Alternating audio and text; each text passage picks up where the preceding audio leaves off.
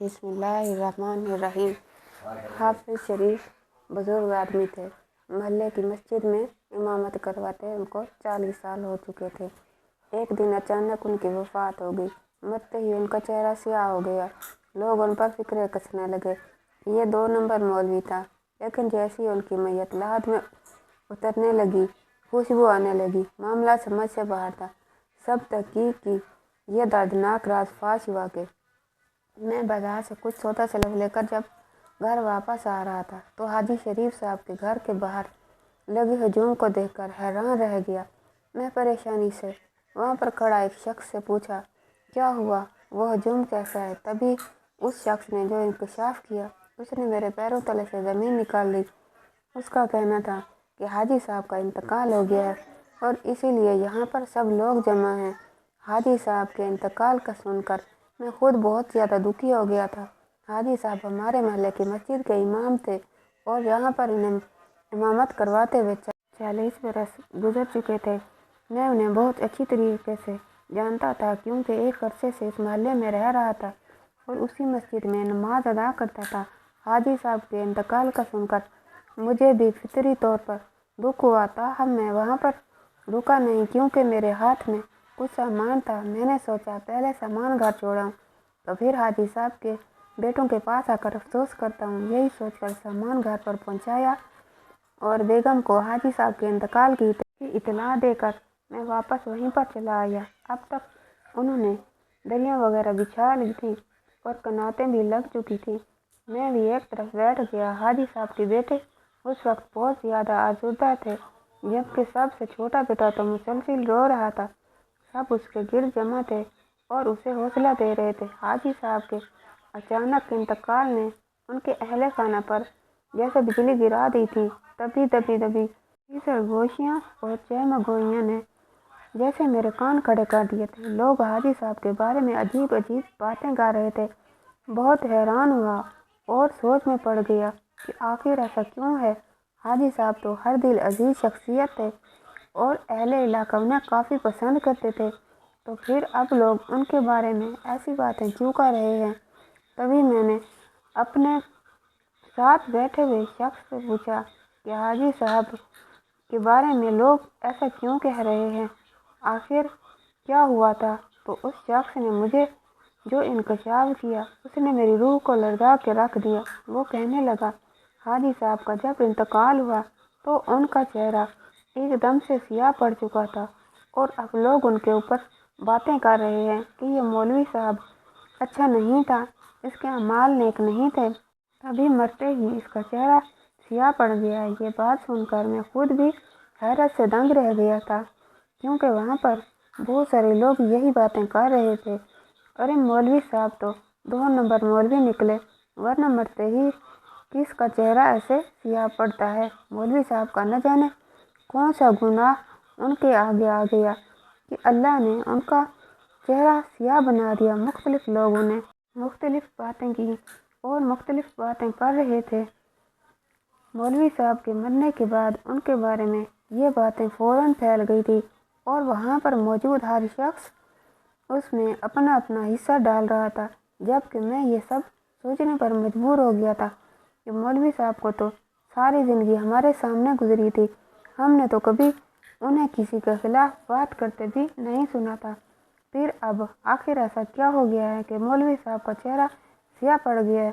मुझे इस बात पर यकीन नहीं आ रहा था, लेकिन लोगों की बातें कह रही थी कि यही सच है। इतनी देर में मौलवी साहब को गौसल दिया गया और उनकी आखिरी दीदार के लिए उन्हें मर्दाने हिस्से में लाया गया। वहाँ पर मैंने उनके चेहरे की तरफ देखा तो वाकई उनका चेहरा स्याह पड़ चुका था और लग ही नहीं रहा था कि ये वही मौलवी साहब हैं जिनके पीछे हम नमाज पढ़ते थे। उन मौलवी साहब के चेहरे पर तो बहुत नूर था और मुस्कुराता हुआ चेहरा हमेशा हंसास बशास लगता था। फिर आखिर अब मौलवी साहब के चेहरे पर ऐसे अल्लाह का अज़ाब क्यों दिखाई दे रहा है? कोई भी मौलवी साहब को उस मामले में रियायत नहीं दे रहा था। उनके मरते ही लोगों ने जैसे ही उनकी नेकियों और अच्छाइयों को भुला दिया था और उनका चेहरा देखकर तरह तरह की बातें करने लग गए थे। मैं खामोश था, लेकिन मेरे दिल के अंदर एक कशमकश जारी थी कि आखिर मौलवी शरीफ साहब के साथ معاملہ کیا ہوا جو ان کا چہرہ سیاہ پڑ گیا؟ مولوی صاحب کا جنازہ اٹھا لیا گیا تھا۔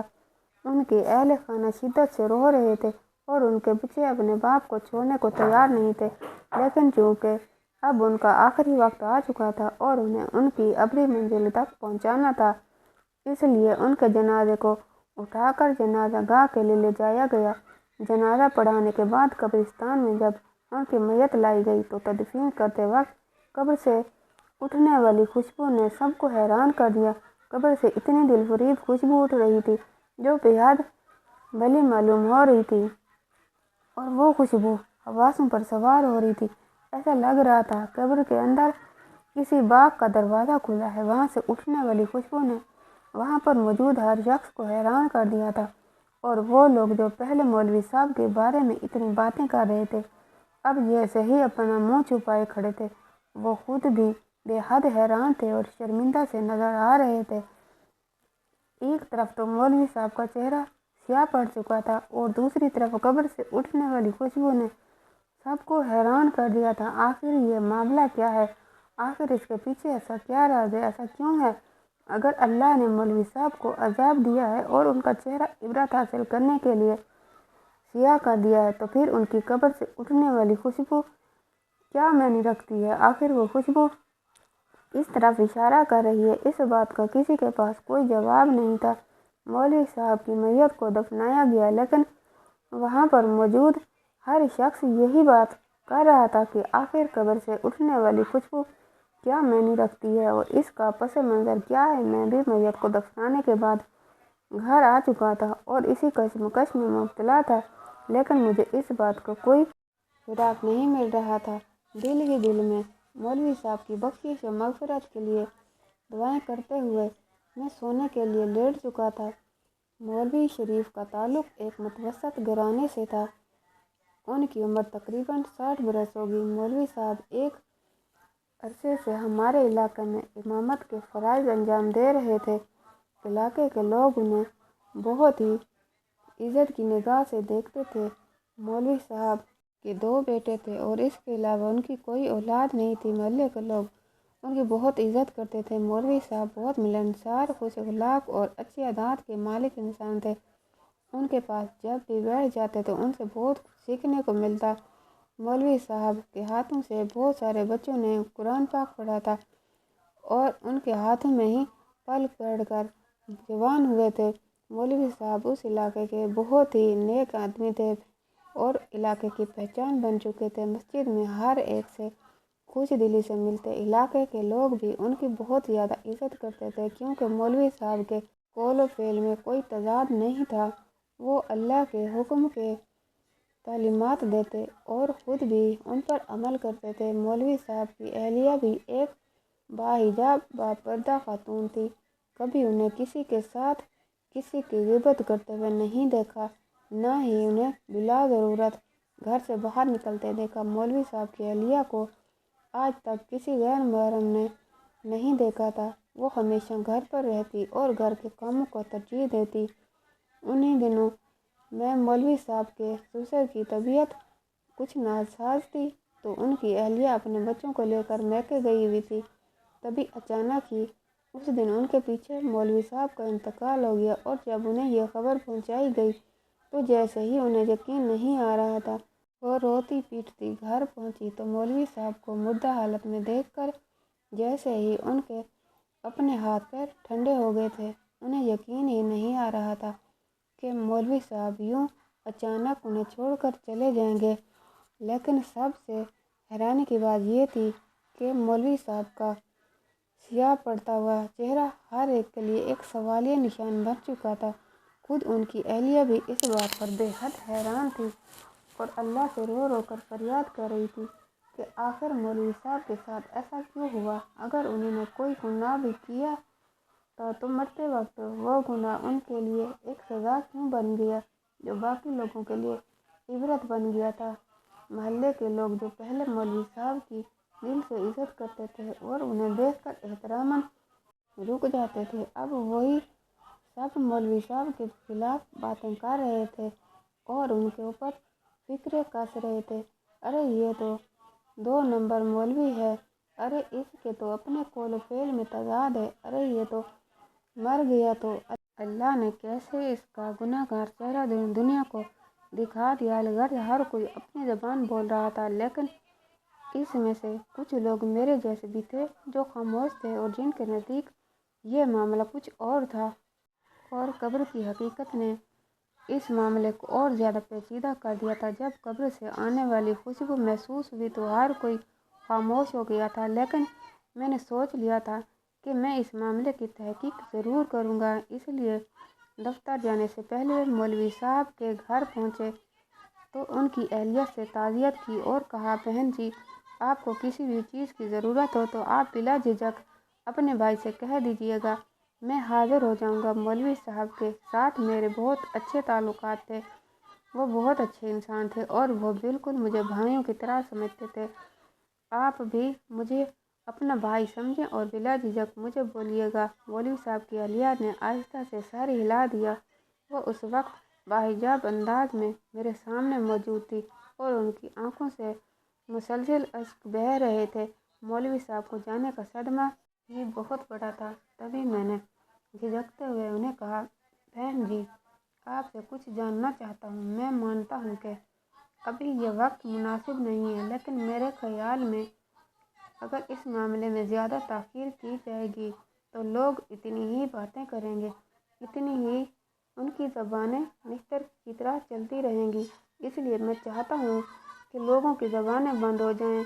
इसलिए मैं आपसे कुछ जानना चाहता हूँ। मैंने झिझकते हुए जब मौलवी साहब की अहलिया से कहा तो वो कहने लगी, जी भाई साहब, बताइए क्या बात है। उसके अंदाज में भी कुछ उलझन वाज़ेह हो रही थी।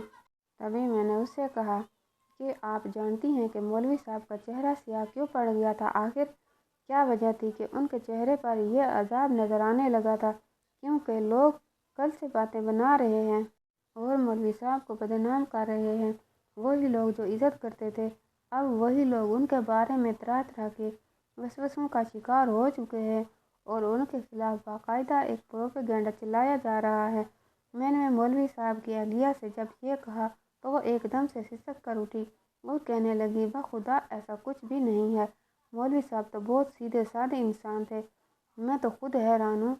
मुझसे तो उनकी अचानक वफ़ात का ही सदमा नहीं संभाला जा रहा था और लोगों की बातें को सुनना, उनकी सफाई देना। मुझे कुछ समझ नहीं आ रही कि लोग ऐसी बातें क्यों कर रहे हैं जिनका कोई सर पर नहीं है। मैं तो खुद ही एक सदमे की कैफियत में हूँ। खुदा का वास्ता है कि आप लोगों को समझाएं कि वो ऐसी बातें मत करें। ये बंदे और खुदा का मामला है, अल्लाह जाने और मौलवी साहब जाने। बस मौलवी साहब के लिए दुआए खैर करें। मौलवी साहब की अहलिया ने इल्तिजाइया अंदाज में कहा तो मैं खामोशी से वहाँ से उठकर आया। लोगों की ज़बानें तो बंद नहीं हुई थी और न ही उन्होंने मौलवी साहब के खिलाफ एक प्रोपेगेंडा अपना लिया था। कुछ दिन इसी तरह गुजर गए थे। मौलवी साहब की अचानक वफ़ात के बाद जो खला पैदा हो गया था वो पुर नहीं हो रहा था। वक्ती तौर पर तो मस्जिद की इमामत के लिए किसी और को तैनात किया गया था। मौलवी साहब के इंतकाल को 10 दिन गुजर चुके थे, लेकिन अभी भी लोग उनके खिलाफ इसी तरह से बातें कर रहे थे। यहाँ तक कि मस्जिद का लिहाज नहीं करते और मस्जिद में बैठकर भी उनके खिलाफ यही बातें हो रही थी। हालांकि मैंने उन्हें मना भी किया और कहा कि मौलवी साहब अब इस दुनिया से गुजर चुके हैं और आप सब लोग उनके बारे में ऐसी बातें करते हैं। आप सब लोगों के साथ वो बहुत अच्छे रहे हैं। सब लोगों के साथ उन्होंने बड़े अच्छे तरीके से वक्त गुजारा है। इसलिए उनकी अच्छाइयों को याद रखें और उसी के मुताबिक उनके लिए बात करें। लेकिन लोग नहीं समझते थे। वो यही कहते, अरे वो तो बड़ा हाजी नमाजी बना फिरता था, लेकिन उसके मरते ही उसके करतूत खुलकर सामने आ गए और अल्लाह ने हमें दिखा दिया कि वो कैसा इंसान था। लोगों की नफ़रत किसी तौर पर कम नहीं हो रही थी और मुझे इस बात पर बहुत अफसोस हो रहा था कि आखिर लोग कितनी जल्दी उनकी नेकियां और अच्छाइयाँ भुला बैठे हैं। आज जुम्मा का दिन था और आज मैं नहा धोकर अपने इलाके की मस्जिद में जुम्मा की नमाज अदा करने के लिए आया हुआ था।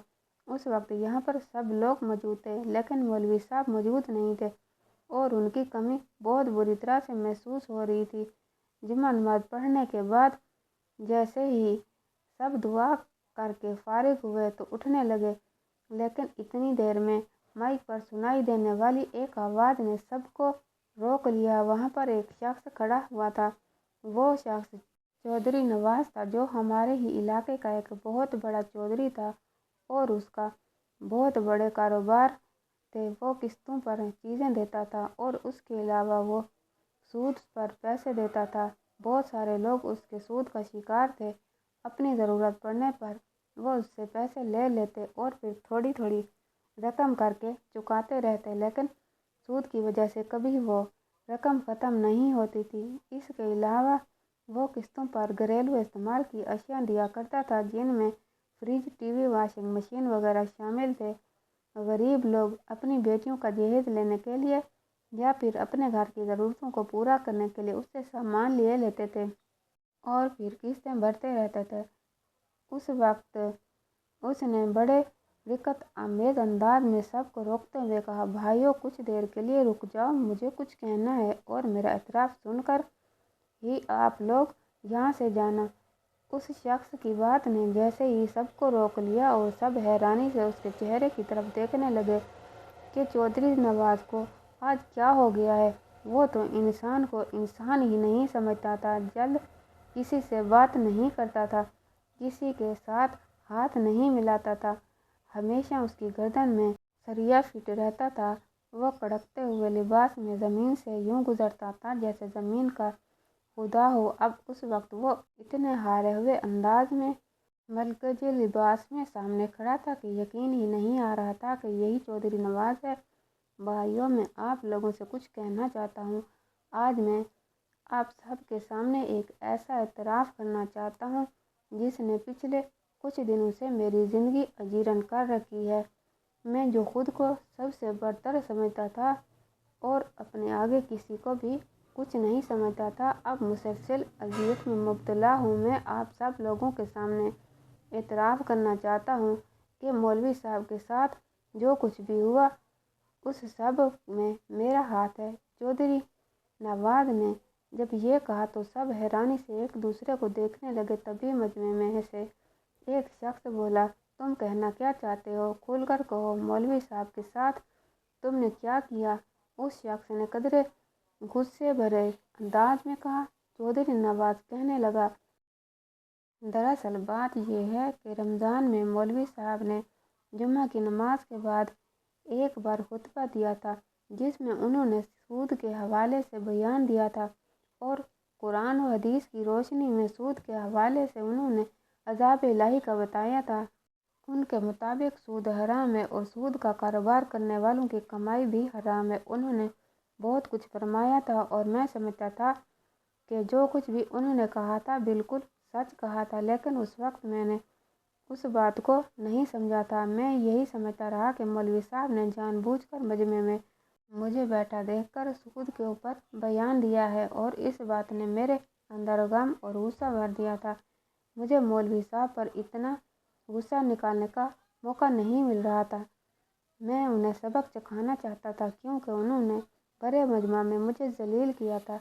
मेरे कारोबार के हवाले से उन्होंने बहुत सी बातें सुनाई थी और मैं चाहता था कि अब उन्हें ऐसा सबक सिखाऊं कि वो भी याद रखें। तभी मुझे एक दिन मौका ही मिल गया जब मौलवी साहब के घर वाले कहीं गए हुए थे।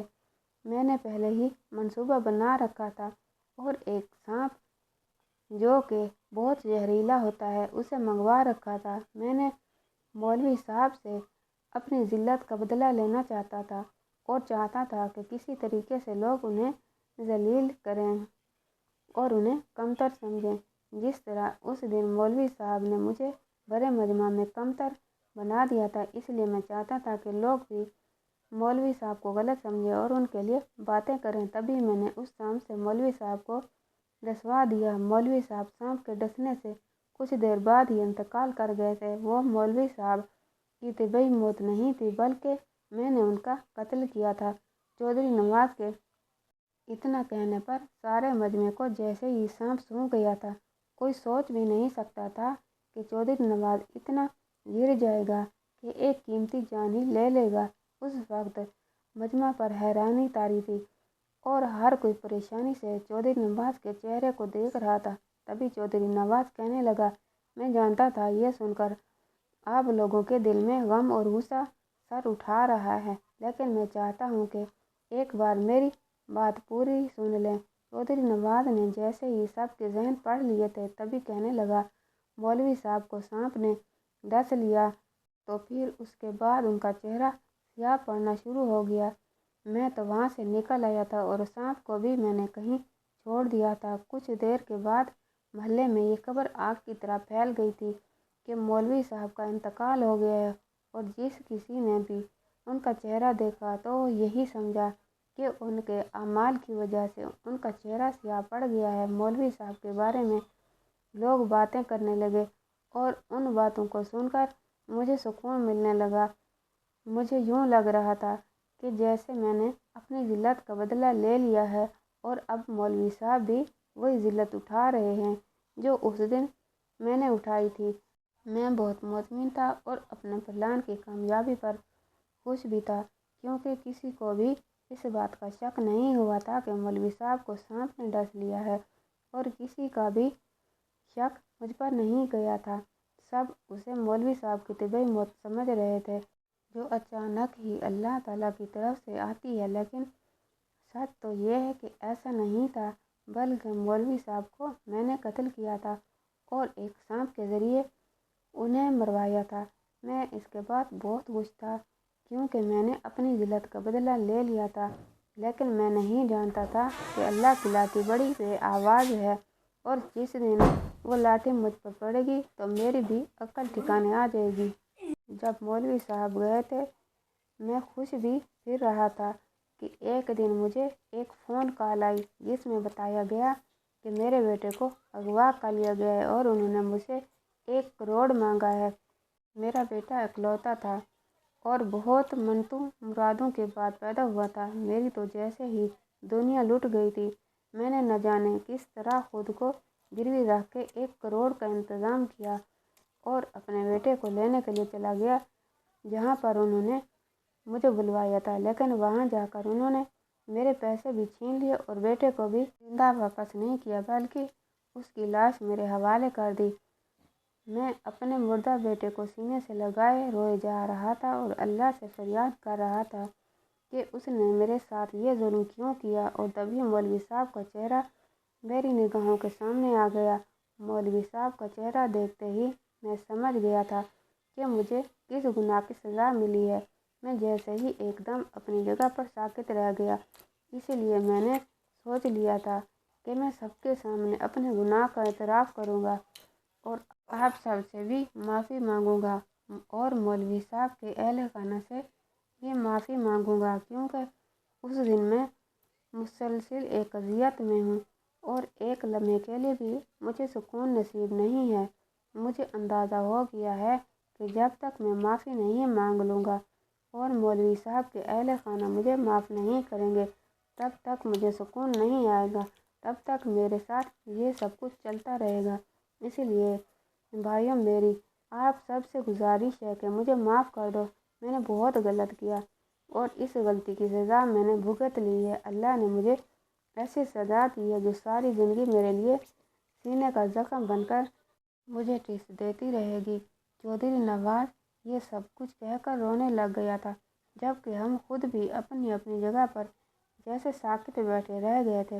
کوئی سوچ بھی نہیں سکتا تھا کہ اللہ اتنی جلدی چودھری نواز کو اس کے گناہوں کی سزا دے دے گا، اور ہم جو اس سب معاملے سے بے خبر تھے اور اب جان پائے تھے کہ چودھری نواز نے کس طرح مولوی صاحب کا قتل کیا تھا اور کس طرح انہیں بدنام کیا تھا، جبکہ سب اپنی اپنی جگہ سوچ میں لگے ہوئے تھے، میں خود بھی یہی سوچ رہا تھا کہ اللہ نے کس طرح چودھری نواز کا سچ ساری دنیا کے سامنے لا کر رکھا۔ شاید اگر چودھری کا بیٹا اغوا نہ ہوتا تو آج چودھری بھی یہ سچائی سامنے نہ لاتا اور لوگ ساری زندگی مولوی صاحب کو گناہ گار اور خطا کار سمجھتے رہتے۔ چودھری نواز کو اب کچھ بھی کہنا فضول تھا، کیونکہ اللہ نے پہلے ہی اسے آئینہ دکھا دیا تھا اور اس آئینے میں اسے اچھی طرح سے اپنے گناہوں کا اندازہ ہو رہا تھا۔ اس کے پاس نہ تو بیٹا رہا تھا اور نہ ہی دھن دولت، الٹا وہ کافی قرضے تلے دب چکا تھا اور نہ جانے اب اس قرض کی لعنت سے کب نکلتا۔ میں مسجد سے نکلے ہوئے سوچ رہا تھا کہ انسان کتنا جلد باز ہے اور کتنا بدگمان ہے۔ اگر چودھری نواز اس دن مولوی صاحب کی باتوں کا مفہوم سمجھا جاتا تو وہ کبھی یہ نہ سوچتا کہ مولوی صاحب نے ڈائریکٹ اسے یہ سب کچھ کہا ہے یا اس کی وجہ سے یہ خطبہ دیا ہے۔ مولوی صاحب تو اپنی روٹین کے مطابق اللہ کی تعلیمات ہم تک پہنچا رہے تھے، لیکن چودھری نواز نے اسے ذاتی طور پر لیا، جس کی بدولت وہ غلط فہمی کا شکار ہو گیا اور غلط فہمی کے نتیجے میں اس نے کتنا بڑا گناہ کر دیا اور پھر اللہ کی پکڑ میں آ گیا، جس کے بعد اسے ایک پل کے لیے بھی سکون نہیں ہے۔ میں نے بے اختیار اللہ تعالیٰ سے مولوی صاحب کے لیے دعا مانگی اور اس بات کا شکر ادا کیا کہ دنیا کے سامنے سچائی آ چکی ہے۔ جو لوگ مولوی صاحب کو غلط سمجھ رہے تھے، اب حقیقت ان کے سامنے آ چکی تھی۔ اب ان کی آنکھوں کے سامنے وہ پردہ ہٹ چکا تھا اور وہ جان گئے تھے کہ مولوی صاحب غلط نہیں تھے، بلکہ ان کی موت جن حالات میں ہوئی تھی ان کی وجہ سے ان کا چہرہ سیاہ پڑ چکا تھا۔ سانپ کے زہر کا اثر تھا جس نے اس کے وجود کو سیاہ کرنا شروع کر دیا تھا۔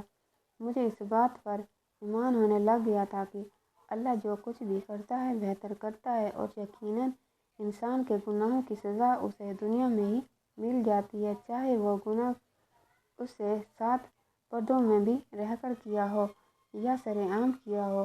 اللہ اس کے غلط اعمال کی سزا اسے دنیا میں ہی دے دیتا ہے اور باقی لوگوں کے لیے اسے عبرت بنا دیتا ہے۔ تو آج کی ویڈیو آپ کو کیسی لگی کمنٹ باکس میں رائے کا اظہار ضرور کیجیے گا اور ویڈیو کو لائک اور چینل کو سبسکرائب کر دیجیے گا۔ اللہ حافظ۔